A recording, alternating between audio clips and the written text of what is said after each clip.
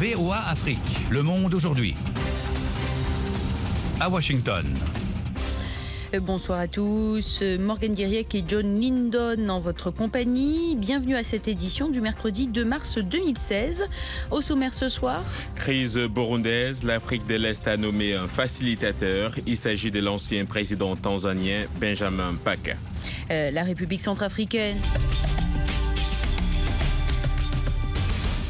En République démocratique du Congo, la coalition des Congolais pour la transition lance demain une campagne de désobéissance civile pour amener le gouvernement de Kinshasa à respecter la Constitution en organisant l'élection présidentielle dans les délais et sans la participation du président Kabila. Edi Songo a joint le président de la plateforme d'opposition, Emery Damien Kalouira. Nous avons lancé la campagne nationale de désobéissance civile pour permettre aux Congolaises et aux Congolais de retrouver leur liberté confisquée par le régime de M. Kabila depuis 15 ans. Il s'agit pour les Congolais de se lever comme ils l'ont fait en 2015, au mois de janvier, le 19, le 20 et le 21. Les Congolais ont prouvé qu'ils avaient la possession du pouvoir. Et nous sommes convaincus que le 3 mars, les Congolais vont encore prouver à M. Kabila que c'est eux les patrons.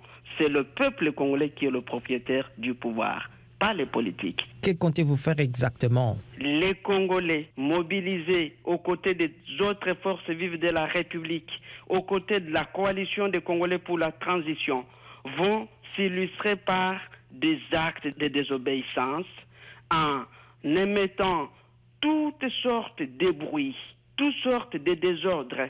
Et pendant cette campagne, nous invitons particulièrement les Congolais à se montrer très charitaires vis-à-vis des forces de défense et de sécurité. Ça veut dire, il s'agit de montrer aux policiers congolais, de montrer aux soldats congolais qui sont aussi congolais. Ils sont aussi victimes de la mauvaise gestion de ce régime de M.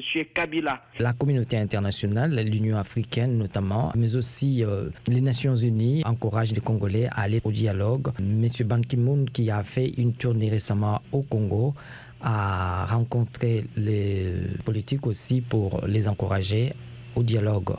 Est-ce que vous n'êtes pas, vous, en déphasage par rapport à cela? Nous allons permettre aux Congolais de vivre l'événement, de voir comment un président de la République peut céder ses fonctions sans violence à un président élu par les Congolais. Le peuple congolais ne demande pas le dialogue. Le peuple congolais ne demande plus des élections avec M.